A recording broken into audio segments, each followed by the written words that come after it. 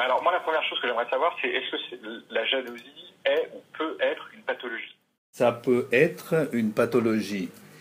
Et alors après, ça dépend. Et Oui. puisqu'il y a, disons, trois types de jalousie, au moins. Alors, dites-moi. Alors, il y a une jalousie qui est tout à fait normale. On comprendrait pas du tout si, quand quelqu'un Et est on amoureux. peut la nommer comment? Ouais, jalousie, une jalousie normale, tout à fait, une jalousie amoureuse, si vous voulez. Parce que elle existe souvent dans les relations amoureuses, en fait. Là D'accord. où il y a un désir. Parce que alors après, c'est la jalousie, elle est amoureuse, et l'envie, elle est désirante. Vous voyez, il y a un petit rapport entre jalousie et envie.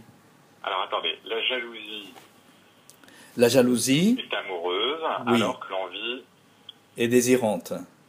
est désirante. Oui, D'accord. le jaloux amoureux, il jalouse sa maîtresse, il jalouse sa femme. Mais il envie les bénéfices qu'il suppose au rival. D'accord. Voilà, c'est-à-dire que la jalousie, elle peut être tout à fait normale dans le sens, et l'envie aussi, elle peut être tout à fait normale dans le sens où un petit enfant, par exemple, voit que son petit frère ou sa petite sœur a une superbe glace. Il n'avait pas envie forcément des glaces, mais simplement parce qu'il voit que l'autre enfant a une glace et pas lui, Mhm. il va désirer ce qu'il suppose comme étant la jouissance de l'autre enfant pour la glace. D'accord. C'est moi aussi je veux ça. D'accord. Voilà. Et Donc dans les- là, pas d'inquiétude, c'est normal. C'est ça. Dans les cas des rivalités, par exemple, on peut facilement supposer que les rivales a joui bien plus que nous. C'est souvent, on voit ça. C'est cet aspect-là qu'on suppose beaucoup plus qu'il n'a été. Mhm. Vous voyez? Bon. D'accord. Mais donc, on comprendrait mal que un amoureux ne soit pas jaloux du partenaire, quoi, de la Donc, personne qu'il aime. un amoureux qui n'est pas jaloux, c'est pas vraiment un amoureux. Un peu jaloux, quoi. Un peu. C'est-à-dire que on peut ne pas être jaloux si on est amoureux. On peut ne pas l'être, mais on peut l'être aussi. C'est-à-dire que c'est pas obligatoire. C'est un peu comme la tristesse, la colère, la honte. Et on D'accord. peut avoir honte, on peut avoir colère à certains moments quand on est amoureux. Mais on n'est pas obligé d'être ça pour être amoureux. Pas D'accord. toujours. Bon, ce que je D'accord. voulais dire, c'est qu'il y a une jalousie normale, c'est lorsque il y a un sentiment fort et qu'il y a une véritable relation de rivalité qui est créée soit intentionnellement par l'autre, soit spontanément par la situation. Mhm. Ça, c'est une possibilité pour la jalousie amoureuse normale. Il y a une autre D'accord. possibilité que parfois, ce n'est pas la situation qui est créée, qui est spontanément euh, des rivalités, mais on sait très bien que parfois ça peut être la naissance d'un amour ou la continuité d'un amour qui lie un peu de jalousie. On, con- C'est-à-dire? on connaît tous, par exemple, le rapport à la coquetterie ou à la pique. Vous voyez? Ouais. Ouais. Et, et la fille qui veut faire qu'un garçon soit plus amoureux d'elle ou s'intéresse plus à elle, ben, elle va demander à un ami d'aller à la soirée pour le piquer, l'autre. Hmm. Vous voyez? D'accord. Donc, en fait, Et ça, c'est le jeu amoureux, en fait. c'est C'est le dans le jeu cadre du jeu amoureux. Oui, c'est ça. jeu amoureux, c'est pas, on n'est pas dans la pathologie, quoi. Voilà, c'est ça. Alors, il y a dans le jeu amoureux normal des personnes qui sont plus ou moins sensibles à ça, plus ou moins sensibles à l'abandon, à l'infidélité, à l'intrusion, à la frustration, à la rivalité, etc. Pour certains, Mhm. ça marche, pour d'autres, non, pas trop. Ça va. Mhm. Donc ça, c'est disons, la jalousie amoureuse et normale. D'accord. C'est, c'est une situation où on a quand même un peu des ailes, un minimum pour la personne qu'on aime. D'accord. C'est ça. Alors après, on peut, à l'autre extrême, on peut avoir une jalousie complètement délirante. Mhm. C'est-à-dire que il n'y a pas une véritable relation avec l'autre personne. D'accord. Par Ça, c'est exemple, le fantasme.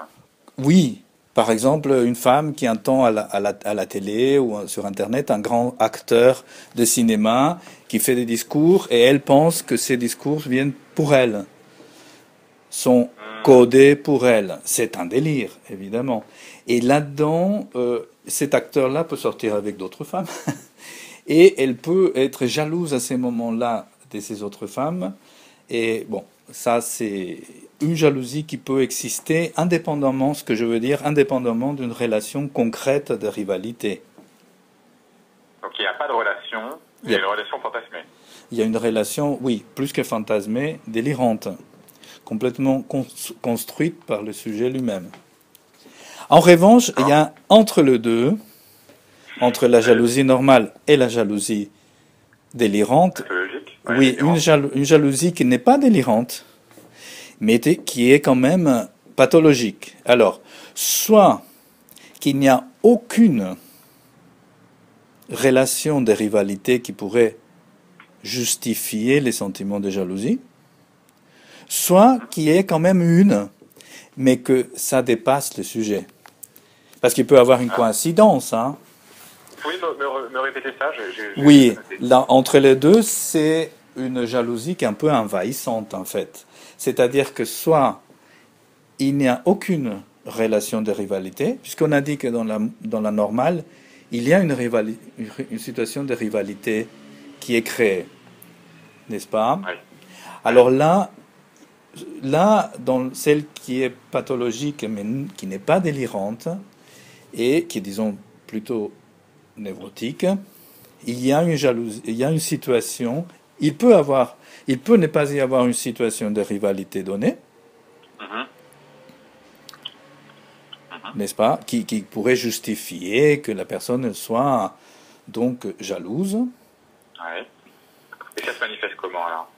Oui, alors ça se manifeste alors là de deux façons. Soit par projection, c'est parce que moi je trompe, que moi je vais penser qu'on me trompe. Ça c'est la projection. Ouais. Vous voyez, ça c'est une possibilité, n'est-ce pas? Soit c'est par une autre chose beaucoup plus profonde encore, qui ne tient pas à la situation actuelle, mais qui vient un peu du passé en fait. Un peu du passé, qui est le fait qu'il y a des personnes qui vont très bien dans la vie tant qu'ils ne tombent pas amoureuses. C'est-à-dire? C'est-à-dire que c'est très bien d'être amoureux, n'est-ce pas, et de vivre une relation d'amour. Mais parfois, ça peut amener beaucoup de souffrance. Et il y a des personnes qui sont tellement sensibles par leur histoire de vie, par leur histoire, oui, de toute leur vie, et surtout des périodes initiales de la vie, où elles sont tellement sensibles à la frustration, à la rivalité, à la perte de l'objet, à l'abandon, à l'intrusion de l'autre, au tiers lésé. Hein, c'est que quand elles tombent amoureuses, c'est là où elles ont quelque chose ou quelqu'un qu'elles pourraient perdre. Tant qu'elles ne tombent pas amoureuses, elles n'ont rien ni personne à perdre. À partir du moment où on est amoureux et qu'il y a une réciprocité qui est créée, d'un côté c'est la joie, c'est très bien, de l'autre côté c'est dangereux, c'est risqué, on a quelque chose à perdre. Et quel rapport ça a avec la jalousie?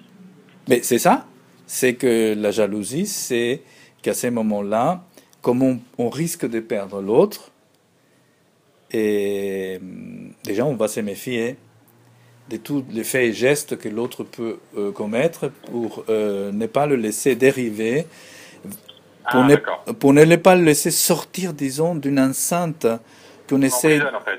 Quoi? On l'emprisonne. On l'emprisonne et on s'emprisonne soi-même. On ne le laisse pas sortir d'une enceinte des fusions amoureuses, par exemple. Parce que ces personnes-là, ce qu'elles veulent, c'est d'aimer et d'être aimées, mais d'une façon hyper possessive. Où les risques sont diminués, en fait. Il n'y a pas de risques. Le risque, pardon? est diminué. Et diminué. Et il n'y a pas tellement Ouais, de c'est comme risques. la volonté de vouloir faire perdurer les débuts d'une relation, une espèce de passion. De faire perdurer, Ça, pardon? faire perdurer la passion. De faire perdurer la passion, exactement. D'accord. Oui. Dans ces cas-là, oui, il y a en général des relations. La jalousie rentre dans un système passionnel, en fait. Et alors, quels seraient les critères pour arriver pour déterminer si c'est pathologique ou pas? Ah, Bah oui, ouais. je vous demande. Donc, on a dit que dans le premier cas, il y a un des critères, c'est qu'il y a une relation de rivalité donnée, vérifiable. Même si parfois il peut ne pas exister des relations, comme on a dit déjà, une situation de rivalité, et pourtant. Alors, l'autre critère, c'est que la jalousie, même s'il y a une situation de rivalité vérifiable, Mhm. hein, dans la réalité, et le problème, c'est que ça devient pathologique quand la jalousie commence à envahir trop la vie de la personne. C'est un peu comme la colère, la honte, la culpabilité, l'angoisse. On peut éprouver, et c'est important d'éprouver ces affects-là en fonction de certains événements de notre vie. Mais si c'est trop, si ça commence non seulement trop en intensité, mais trop dans le sens spatial aussi, commence à dominer notre travail, notre bien-être, notre façon de dormir, notre façon de manger, notre façon de nous rapporter avec les autres, etc., etc. Là, ça commence à devenir compliqué. Hmm. Est-ce qu'on a conscience qu'on est jaloux quand on l'est? Alors, oui et non. C'est parfois on peut se rendre compte, mais parfois non. Mais ça, c'est peu importe en fait. C'est que la personne, elle ressent cette ou colère ou telle chose. Et cette personne-là, j'ai oublié ce que je voulais dire. Ça a quelque chose à voir avec la frustration? Ça a quelque chose à voir avec la frustration aussi. Oui, parce qu'on devient, ce que je voulais dire, c'est qu'on devient tellement obnubilé Oui. par la chose que même si on a conscience de ça, genre je suis en colère, ou je suis jaloux, ou je suis telle ou telle chose, ça, peu importe, ça devient On est deux. obnubilé par l'objet de sa jalousie, hein, c'est C'est ça? ça, exactement, par la situation, oui. On est obnubilé par ça, donc on peut se rendre compte à la limite, mais on dévalorise ça, on ne s'intéresse pas à ça. Oui, bien sûr. C'est, Hmm. oui. Et parfois, on peut ne On pas se rendre. minimise, en fait, on minimise les symptômes, quoi. On minimise ça, oui, bien sûr, parce qu'il y a un truc qui est beaucoup plus important, en fait, qu'on est, en fait, dans Et on se pose en victime, Ah, oui, obligatoirement. obligatoirement. Et ça, c'est terrible, hein. Parce qu'en fait, la victime ou tous ces autres sentiments comme ça, ces affects, des colères, de culpabilité, d'angoisse, des jalousies, quand ils sont normaux, et ils tendent chez les sujets à s'en aller.